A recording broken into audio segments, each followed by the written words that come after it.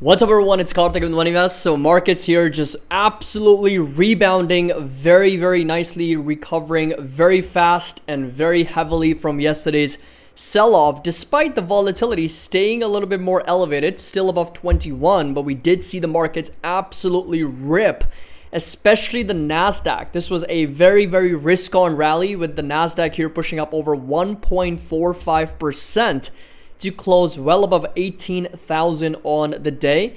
The S&P 500 up over 75 basis points and the Dow Jones pushing up over 18 basis points, with Palantir pushing up over 6% on the day. Not to mention, of course, Nvidia up over 4%, Tesla also pushing up almost 2%. Pretty much the entire magnificent sector, a lot of technology stocks were just crushing it on the day. And as you guys know, that this is mostly a tech focused channel, a lot of our members in our community absolutely killed it today in the markets. My long-term portfolio was up over almost $7,000 on the day. And of course, the options portfolio with Nvidia and Tesla primarily being the positions, also doing really well. I think it was up like $700-800 on the day as well. So not a bad day, can't complain. Markets pretty much hitting all-time highs again. So S&P 500 at 57.51, up almost 1%, essentially just under 30 basis points from its all-time highs again. And of course, yesterday's brutal sell-off getting bought up here fairly quickly, rebounding back higher and also going higher than where we were yesterday. So if you come over to this particular market concentration, which stocks were the ones that rallied the most? Almost $500 billion gain in the S&P 500. Almost everything that we lost yesterday was recovered back today, thanks to, of course, Nvidia, Apple, right? Some of the big tech companies. So $229 billion coming in from the big three. Max 7 making up over $301 billion of this entire move in the S&P 500. And of course, the top 10, $342 billion. If you take a look at the S&P 500's biggest gainers, Nvidia getting over $128 billion of inflows, up over 4% on the day. Apple $62 billion, Microsoft $38 billion, and of course Broadcom $26 billion, well within the top 5. And Meta also pushing up to a new all-time high, gaining another $21 billion, almost at an all-time high here, up over 1.3%. Of course, Tesla was up 1.5%, gaining over $12.7 billion. If you take a look at some of the losers, energy, of course, was the biggest loser on the day as crude oil prices stabilized. They came down about 2%, which also sparked a little bit of that optimism in the markets moving forward. We had ExxonMobil, we had Chevron, we had Marathon Petroleum, we had Caterpillar.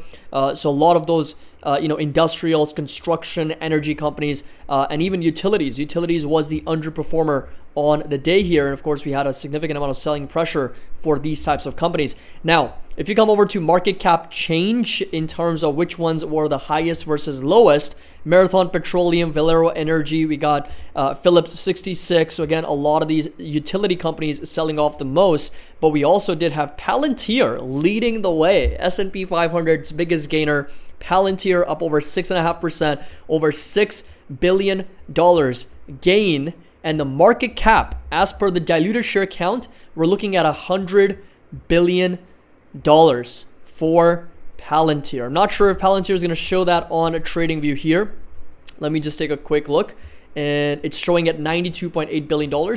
But if you were to take into account, I think the diluted share count, we're looking at $100 billion in market cap, which is just a huge accomplishment for the company. Congratulations to everyone who's been holding on to Palantir all these years, and of course trading the stock as well. $41.45, a new 52-week high, very close to its all-time highs, which sit well over $44-45. This has just been an incredible run-up for a stock like Palantir, and again, the biggest gainer on the day. Palo Alto Networks, of course, up 5%. We got Synopsys, Intel, Nvidia, all these companies also moving higher. Now, going over to the earnings calendar and economic calendar, earnings calendar-wise, we do have a lot of companies reporting. Pepsi reported earlier today, but we do have Delta, Progressive, Domino's, and of course, the big banks getting us started with the earnings season for the third quarter fiscal year 24. So Wells Fargo, BlackRock, JP Morgan, all these companies are set to report their earnings later this week. And don't forget, tomorrow is the big day because we've got a high impact item on the calendar. That's the FOMC minutes coming out on 10/9. That's going to be Wednesday, October 9th. And of course, Thursday, October 10th and October 11th. We've got inflation data scheduled for later this week as well. So you got lots on the docket coming up tomorrow, and of course the earnings season getting started as well. Now coming back over to the markets, now there is a lot of rotation that's actually taking place because for the longest time we have seen utilities, real estate, staples, financials. Those are the sectors that were kind of leading this market higher because, you know, on a year-to-date basis, those were the sectors that right now to year-to-date basis, they're still up, right? So performance-wise, you know, if you take a look at year-to-date, utilities is still leading up over 26%, but the NASDAQ and XLK are kind of coming up, right? They're catching up on that trade here because that differential, as we know, was a full 10 percentage points as of yesterday. So, of course, we had utilities up over 28%, and we had technology up 18%. So that was the differential of 10%, and that is now, just within one day, minimized down to 6%. So that's the differential. And if you compare that to, let's say, financials, it is now pretty much break even at this point, right? So, of course, up until yesterday and last week, utilities, staples, and again, communication services, financials, those were the sectors that were leading the markets by a wide margin. And that margin is narrowing in as technology continues to lead higher. If you come over to market concentration and select, let's say, semiconductors, 20 stocks make up for almost 11% of the market, or 5.6 trillion, were up almost 3% collectively. So semiconductors definitely having a very, very strong day with $163 billion of inflows. Qualcomm and Micron were the only two semiconductor stocks that were red. Everything else pushing higher really, really well. Technology, if you take a look, 35 stocks up over 1.7%, $163 billion change in the positive direction. And if you look for utilities, so if you come over here, utilities was basically flat, still a positive change, $644 million. And then let's take a look at financials. So banks over here, also very flat, $21 billion. That's still a pretty sizable gain. And if you come over to energy, I'm sure you're going to see red, massive outflows, 2.6%, over $46 billion worth of outflows for energy. So that's where we are. Again, coming back over to this chart, you can kind of see that real estate is starting to move downwards. It's weakening, right? That's the part of the analysis here, because if this chart is showing us a tail which is moving downward or even flatlining as real estate is, that means we are seeing significant amount of weakening in that sector. So both real estate, which is going to be over here, and utilities, which has taken a sharp turn, right? In the last couple of weeks, it was going up and it's just started to come back down. That's going to be utilities, and that's real estate, and even financials and staples. You can kind of see these sectors. They were leading this market higher, and now we're starting to see them shift. There's a sharp turn that's happening to the downside, and they're most likely going to end up in this quadrant, which is going to be weakening. And take a look at XLK, that's your technology sector, went from weakening to lagging to a now sharp reversal back to the upside. Comm services was already back in the leading zone, and discretionaries are also moving into leading. They were improving and they're now moving into the leading quadrant, right? So if technology, discretionary, and comm services move into the leading quadrant, real estate, utilities, staples, and financials move into the weakening quadrant, then we're most likely going to have a market where tech is once again the leader and it's dominating this market higher. That's what we have lacked so far in 2024. But there's also been a massive broadening in this entire market as pretty much all sectors are pushing up and they are green really well. I think the only sector that is not green on a year-to-date basis is the bond market, basically. So that's it. Pretty much all 11 sectors are green. The bond market is the only sector which is down about 3.3% on a year-to-date basis. So this was the sector breakdown. Fed's Collins expects more rate cuts amid confidence that inflation is easing. So a couple different catalysts spurring this huge rally in the markets. And of course, we got so much capital sitting on the sidelines, well over $6 trillion with the lowest risk exposure in Magnificent Seven in over 11 months. So again, there's a lot of appetite for investors to take a little bit of risk considering that rates are on their way lower. And of course, Fed's Susan Collins continues to reiterate the possibility that if inflation continues to trend in the right direction, then there is a high probability that the US central bank can deliver more interest rate cuts, and further adjustments of policy will likely be needed moving forward. So that again spurring a lot of confidence among investors and of course pushing higher. And again, we still have to wait and see how the war kind of plays into the entire equation, because oil prices took a little bit of a pause today, but they can very well be higher tomorrow, and this risk on can turn into risk off. And that's really what we have seen from the S&P 500 over the last couple of weeks now. So yes, today's rally is fantastic, but if you'd really take a look at the price action over the last 5 to 10 trading days, what you'll notice is that we are seeing a lot of consolidation sideways for S&P 500. So this is the range within which it has really been trading since September 19th. So it's been pushing higher, came back down, pushed up, came down, pushed back up. So it's really been consolidating sideways in that range for a really long time. It's been well over 2 to 3 weeks for S&P 500 that it's been trading in that range. So this right here is where we are with the MoneyVest dashboard. We are back at 3.8 on the MoneyVest index, approaching 4 levels once again. So we got up to as much as 4.12. That was the highest reading from a more recent level here. So this was where we got up to as much as 4.12. We got a little bit of a pullback. Of course, we came down to 3.73 as of yesterday after the sell-off, as I mentioned in the yesterday's market update. And of course, we're starting to see that reversal back up. So we're back up to 3.8 now.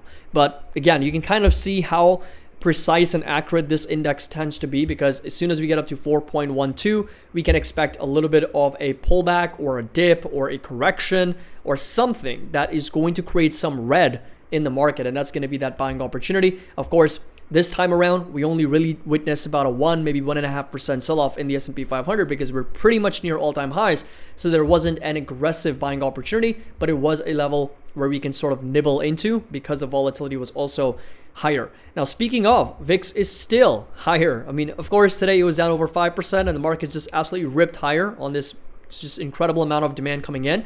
However, we are still, from historical measures, higher on the VIX. We're at the 68, 69 percentile, which I would still consider to be relatively high, considering that we're well over 21 on the volatility. And of course, we've got the contango level, which is still in backwardation by over 7% right now. We got the PCC at, I believe, sitting at just a little bit under 1. So 0.922 is where we are on the put call ratio, but still majority of stocks trading back above their moving averages, except for the 20 simple moving average, where majority of stocks are still trading below their moving averages. However, after today, this number is going to get updated and it's most likely back above 50%, just considering how many stocks were pushing higher on the day. So what we really had was some small segments of the market, or this market MoneyVest dashboard, showing us possibilities for a potential nibble and dollar cost averaging just a little bit. However, it wasn't super green or green all together to really consider the risk reward to be very solid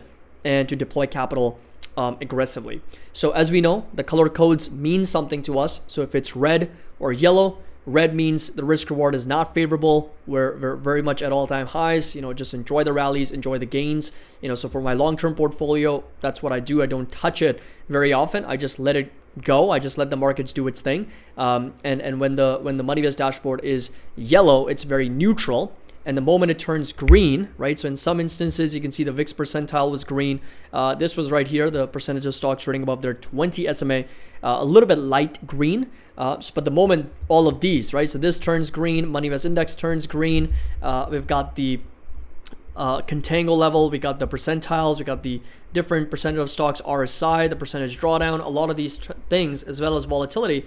When they turn green, that's the time to go. That's the go time for us to dollar cost average into the markets a lot more aggressively. We saw that first week of August, we saw that first week of September, we briefly saw that first week of October, but then of course a lot of these dips have been bought up fairly quickly, and we have participated. We have dollar cost average into these sell-offs that we have witnessed for the market. Now, coming back over to the technicals, like I said, this is where we are. A lot of consolidation sideways for the markets. This could also be considered as a potential bull flag as we continue to trade in that range, and a bigger breakout could really send the markets upwards of 6,000 That's the next target that I think a lot of investors and strategists and analysts on Wall Street are kind of eyeing for the entire year for 2024. 6,000 is that hypothetical, not that hypothetical, but that psychological level that everyone is kind of targeting for the S&P 500, and that would be a breakout of a good magnitude and pushing the markets up to as much as over 4%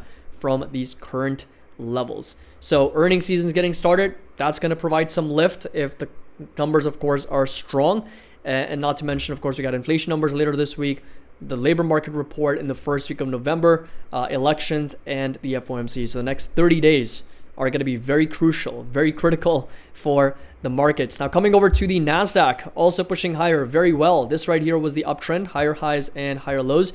Didn't quite perfectly get down to this higher low, tagging at 17,700, but we came down to as low as 17,775 and then bounced right back higher. And if I were to extend that a little bit further, the next target would be 18,450 to as much as 18,665. That's pretty much the all-time high for the NASDAQ moving forward. Talking about Apple, and Apple here continues to consolidate, I would say, in this symmetrical triangle. So we got lower highs and higher lows coming in. A lot of consolidation. Support level is going to be down at $218, down to $206. And of course, the next resistance and target is going to be $232 for Apple moving forward. Talking a little bit about Amazon. Amazon also consolidating sideways for the most part. So this right here is going to be that chart for Amazon. So we're seeing a lot of consolidation sideways after the selling pressure for Amazon and validating that support roughly at $180. And that's going to be the support level to keep in mind, down to $173 and resistance all the way up to $189, close to $190 for Amazon moving forward. Talking about Tesla, and Tesla here also moving higher very well. So a little bit of a doji candle coming in with a higher low. Very nice uptrend, still maintaining that uptrend at the moment. And of course, we got the big robotaxi event coming up later this week. So we'll see whether Tesla can break out and continue to move higher. And that next targets and next resistance is going to be at 267 for Tesla moving forward. Talking a little bit about Nvidia now. Nvidia just absolutely blew past that resistance at 100, and what was that number that I forgot? It's around $130. I think that was the resistance that we were talking about in our live stream as well. So this right here was the lower high and the higher low coming in. Huge breakout for Nvidia. $132, 4% up. Market cap's back up to 3.2 trillion. And the next resistance and target's going to be right there at 136 to as much as 140. So those right there are going to be a couple levels to watch for Nvidia moving forward. Congratulations to everyone. I, of course, got assigned my shares at 108, and I've been selling calls, I've been rolling calls, and right now we are sitting on some very nice profits. And Nvidia, since that level, is up 25%. So an incredible rally for Nvidia. Advanced micro devices, on the other hand, also trading in this uptrend. So this right here is the higher high, higher low coming in. Although we didn't quite come down to this higher low, of course, we got a decent breakout, breaking about 170. And next target is going to be all the way up to $186. This right here is going to turn back into a support for advanced micro devices. And of course, for any reason we start to see a little bit of a pullback, which again is possible considering how many stocks are trading at overbought levels here. So, and if I bring up the RSI and the MACD as well, you'll notice the RSI for Nvidia is getting back up to 66. The MACD is also getting up to those overbought levels. Advanced micro devices is higher. It's well over 68 now, and the MACD also pushing higher. So those right there are going to be some levels to keep in mind at 171 down to as low as this area of demand in the 140s for advanced micro devices. Coming over to PayPal, and PayPal here continues to rip higher. $81. Again, RSI is overbought, so is the MACD, and up another 1% and breaking out above this resistance, which will go ahead and turn this level into a support now for PayPal. However, I just want to point out that every single uptrend happens in a cyclical fashion. So, you'll notice that we have seen a very nice uptrend for PayPal. It's not been parabolic. We've seen our pullbacks along the way. So this right here, pullback, pushing higher, pullback, pushing higher, pullback, pushing higher. So that's just how the markets move, right? So if we move higher, we pull back, we move higher. That's the next potential leg up for PayPal. $81 is going to be that support. Next resistance and target at $88, $89 for this company as well. Talking a little bit about Visa. And Visa here continues to consolidate sideways in that range. Of course, selling off on those investigation accusations from the DOJ. Support level is going to stay up at a 272. Resistance all the way up to $282 for Visa moving forward. Now coming over to Meta Platforms, almost back up to all-time highs again. Support level is going to stay put at $583. So this right here is going to be that support level to watch for Meta. And resistance is going to be all the way up to as much as $602 per share. That's pretty much a level that we got tagged at yesterday. Coming over to Microsoft, and Microsoft has been very, very weak. However, buyers finally stepping in after days and days of pain and red for Microsoft, and area of demand and support sits roughly at $400 per share for Microsoft, and resistance all the way up to $432 for this company as well. Now coming over to Google, plus 80 basis points, 165. Support level is going to stay put at 152. A lot of consolidation sideways in that range. Resistance all the way up to 176 for Google as well. So a lot of consolidation sideways for this company. And then finally, last but not least, we got Enphase and Costco. Enphase definitely struggling quite a bit. There's not a lot of price action on Enphase right now. The volumes have also really died down for this company. So only 1.8 million shares traded versus 2.2 million. And right now we're seeing a lot of consolidation with resistance staying put at 124. Support level inside this green rectangle sitting roughly at $96, $92 for Enphase. So again, a lot of consolidation sideways in that range for this company. And finally, coming over to Costco, a lot of consolidation for Costco as well. Selling off, or no, pushing higher, $890. Very strong move, up almost 2% on the day. And this right here is a very nice support that it's getting validated at 870. And of course, resistance and target is going to be back up to $918 for Costco. So there you have it, a very strong risk on rally in the markets, pushing up the NASDAQ to well within, I think, 3% of its all-time highs. I could be mistaken. Just let me take a quick look. NASDAQ needs to go up a little bit over 2.6. Yeah, so well within 3% of its all-time highs. S&P 500 is pretty much at all-time highs. And there we have it. Very strong momentum coming in on the back of oil prices coming down. FOMC members calling for more interest rate cuts. And again, this market's just going berserk on the buying power, the powder that's sitting on the sidelines. So if you want to get access to all the trade alerts and find out exactly what I'm buying and selling in the options portfolio, and of course from a long-term perspective as well, you get access to the entire website, all the trade alerts, the entire Discord. Link's going to be down below. There is a 16% annual discount that's available until the end of this month. We'd love to have you on board. And as always, happy investing. I'll see you all in the next video.